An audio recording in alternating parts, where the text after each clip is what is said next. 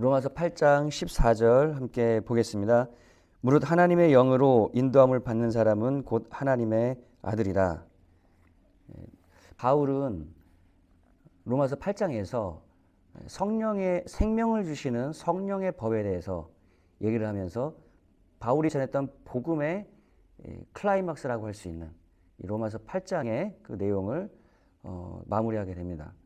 그러니까 예수님의 십자가의 죽으심은 우리 안에 성령이 거하심으로 성령님이 우리 안에서 생명을 주시는 그 생명을 주시는 그 성령의 역사로 우리가 살아가도록 예수님은 우리를 위해서 십자가에서 죽으셨던 거예요. 죄의 문제를 해결할 때 우리가 죄의 속박에서 사단의 저주와 그 압제 속에서 우리가 벗어나게 될 때 우리는 성령의 지배 안으로 들어오게 되는데 그 성령의 지배 안에서 살아가는 것이 바로 오늘날 우리에게 임하는 하나님의 나라고 그것이 복음의 예수님의 십자가 사역의 목표였던 것입니다. 성령 안에서 우리가 하나님의 지배와 통치 가운데 하나님의 나라를 경험하고 그 안에서 살아갈 수 있도록 하나님의 통치가 우리는 회복되기 위해서 예수님이 이 땅에 오셔서 그 사역을 하셨고 십자가로 우리에게 그 나라를 열어주셨던 것이죠. 그래서 우리 그 신앙생활의 절정은 성령의 인도하심 속에서 우리 안에서 성령이 거하심으로 성령이 우리 안에서 말씀하시고 이끌어 가시고 그분의 인도를 따라 살아가는 우리 안에 성령님과 함께 동행해 살아가는 이것이 우리가 하나님 나라 안에서 살아가는 구원받은 하나님의 자녀의 삶인 것이에요. 바울은 오늘 여기서 생명을 주시는 성령의 법이 죄와 사망의 법에서 우리를 해방하였다. 죄와 사망의 법에서 우리가 해방돼서 성령의 지배 안에서 살게 되었다.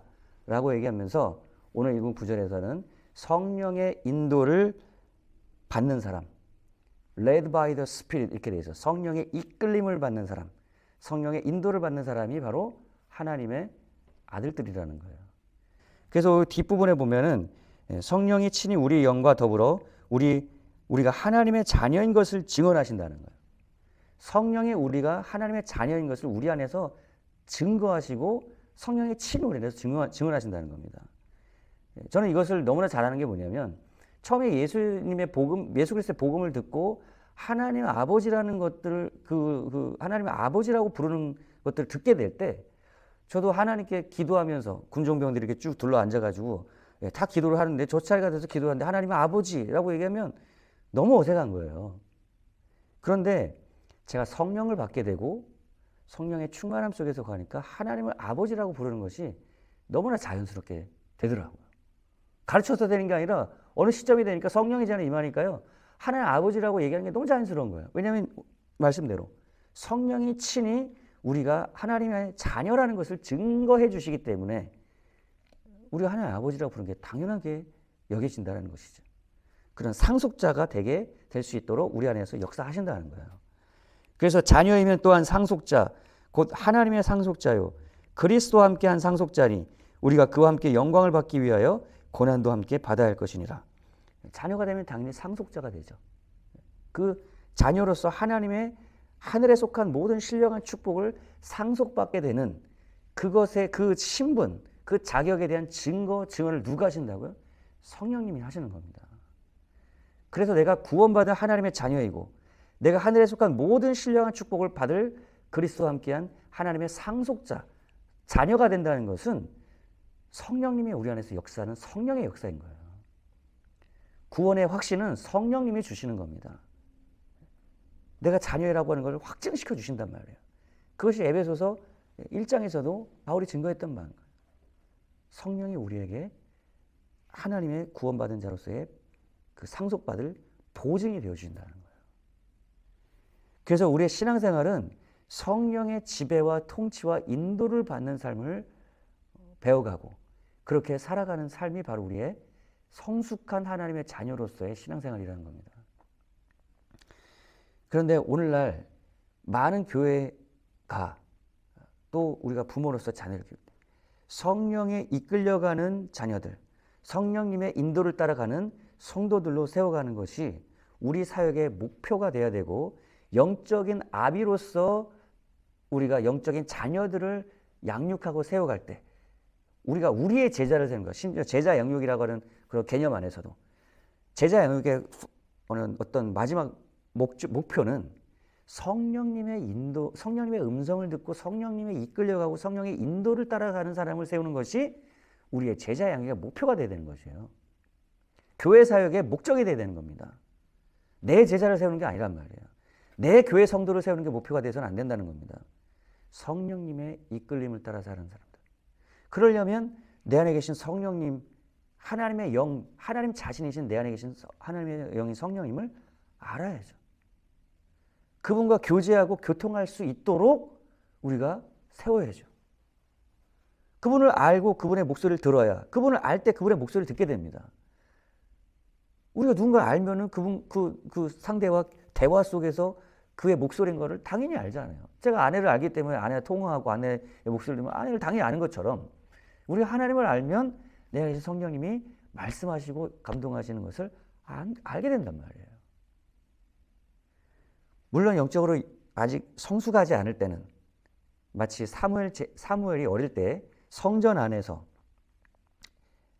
비록 온전한 제사장은 아니었지만 엘리 제사장 밑에서 하나님의 목소리를 듣는 훈련을 받습니다. 하나님이 사무엘을 부르잖아요. 근데 사무엘은 몰랐어요, 처음에. 그래서 엘리 제사장이 부른 줄 알고 가죠. 근데 엘리 제사장이 이렇게 얘기합니다. 너는 하나님이 지금 부르고 계신 것 같다.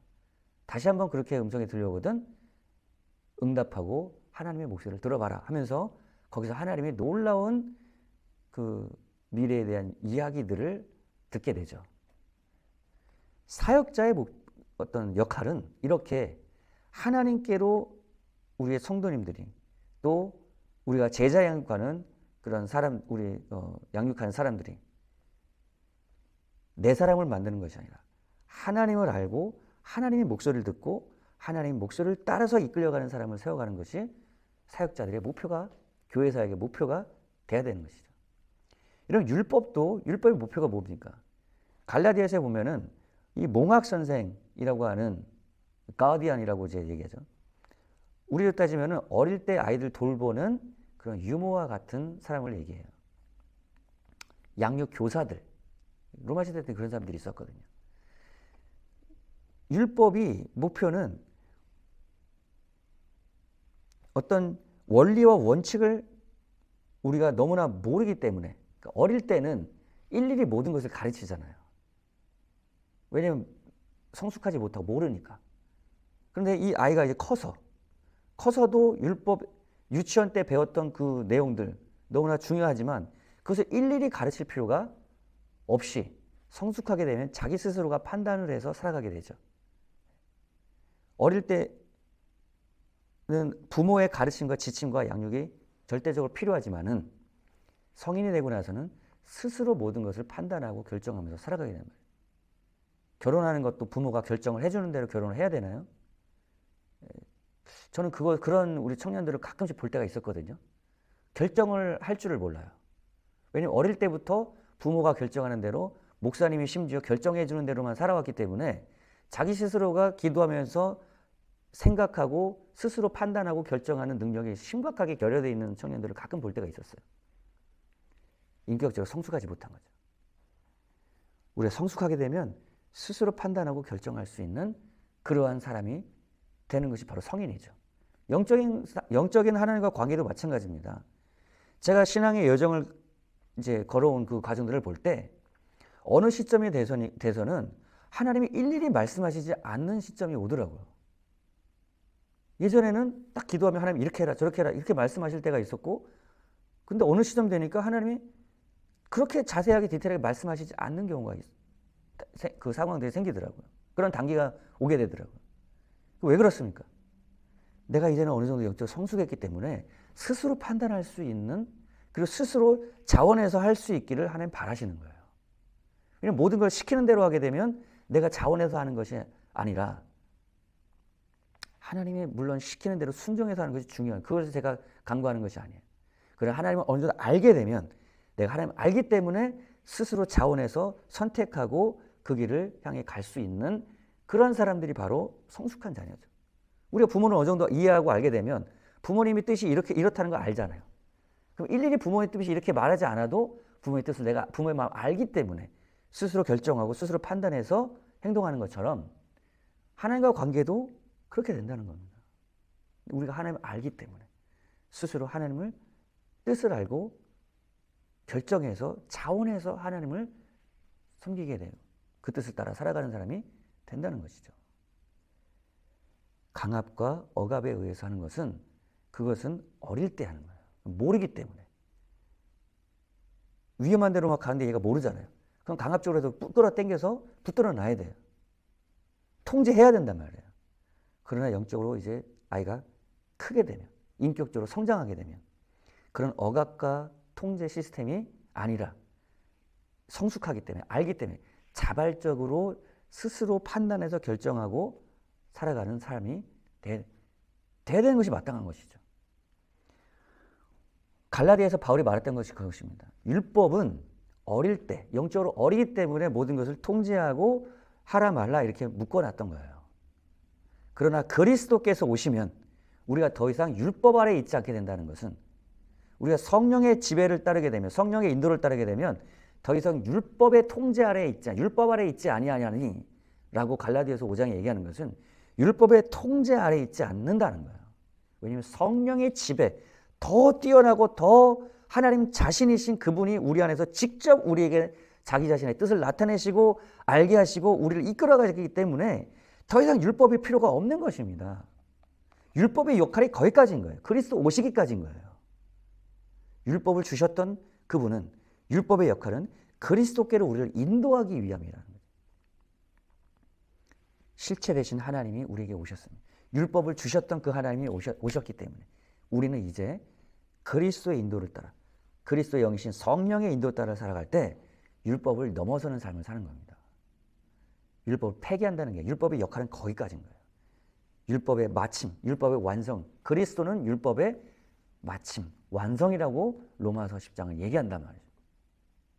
마침이 뭡니까? 끝이라는 거예요. 율법을 완성시켰다는 거예요, 예수님이.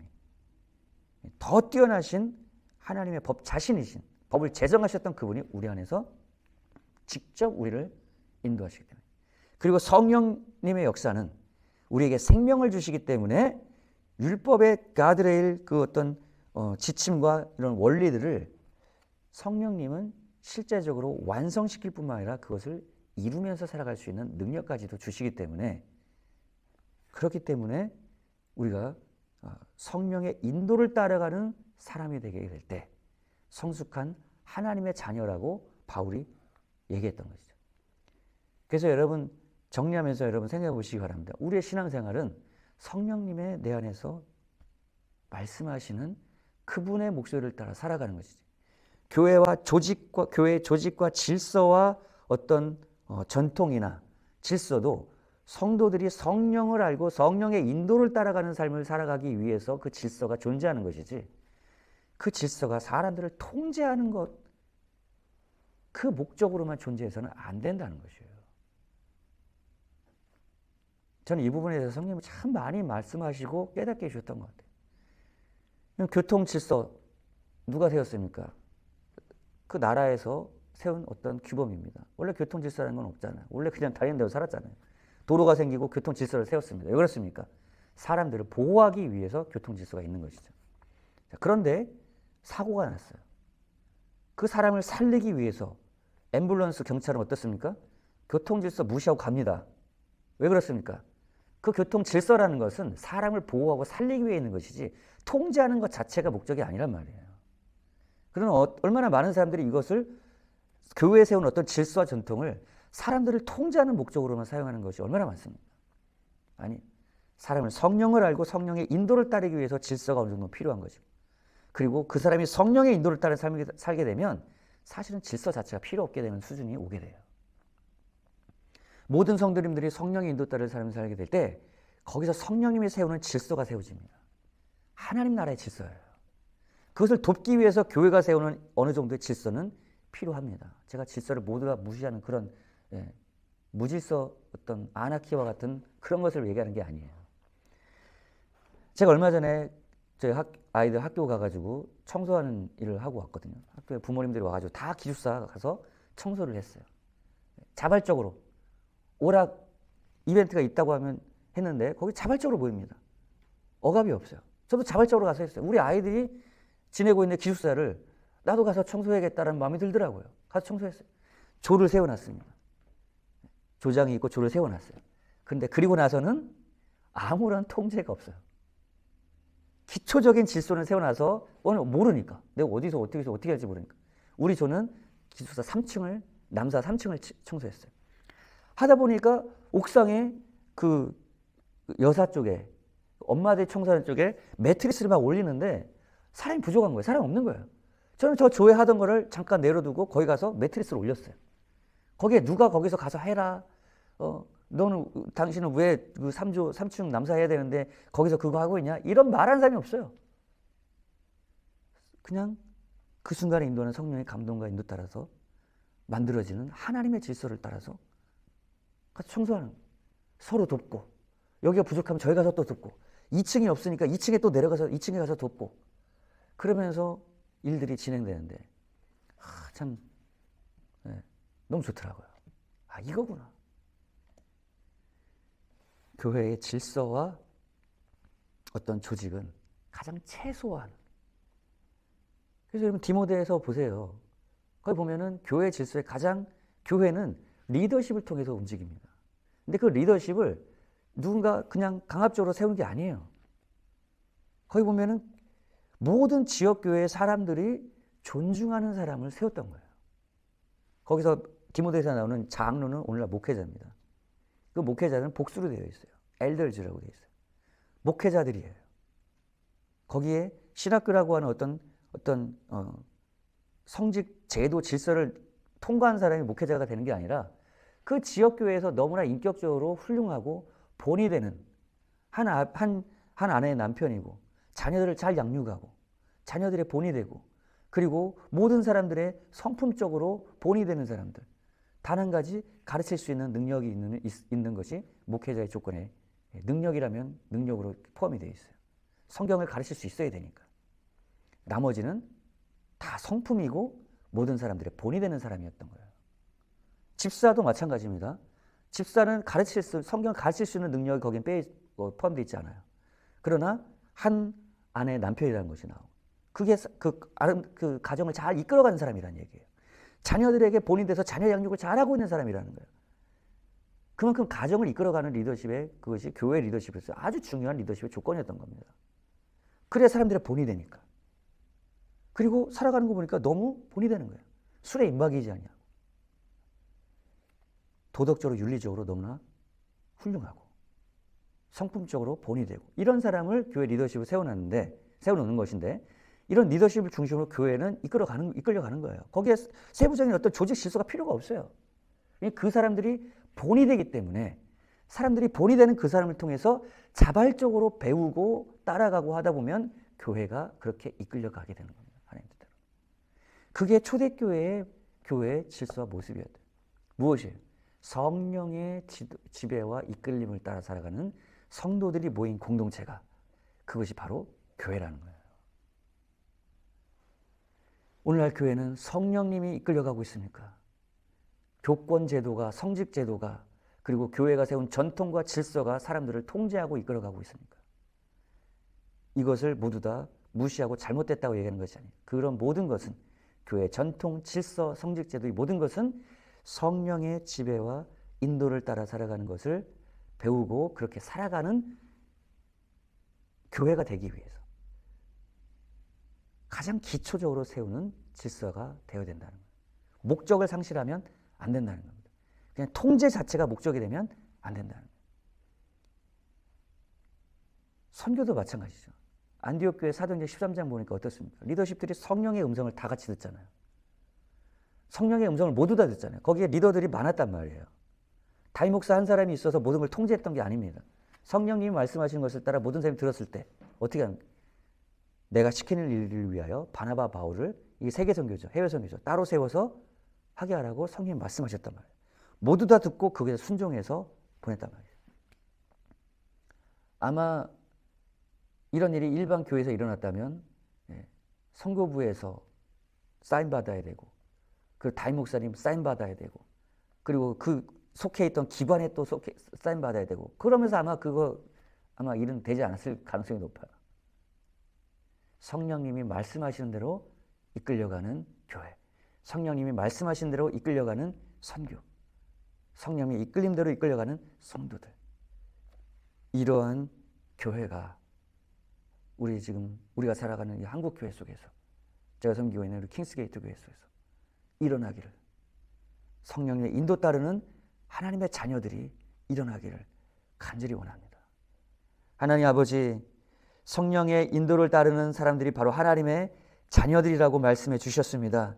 또 성령의 지배와 성령의 이끌림을 따르는 공동체가 바로 교회라고 말씀해 주셨습니다. 하나님, 우리 교회 공동체가 그러한 하나님의 성숙한 자녀들이 일어나게 하시고 성령님의 인도를 따라서 사역하고 섬기고 선교하는 교회가 되게 하여 주시옵소서. 한국교회가, 전세계 교회가 그러한 교회로 회복되고 일어나게 하셔서 마지막 주님 오실 날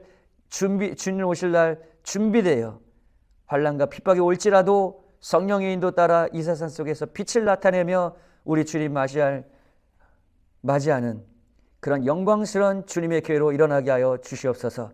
예수님의 이름으로 기도드렸습니다.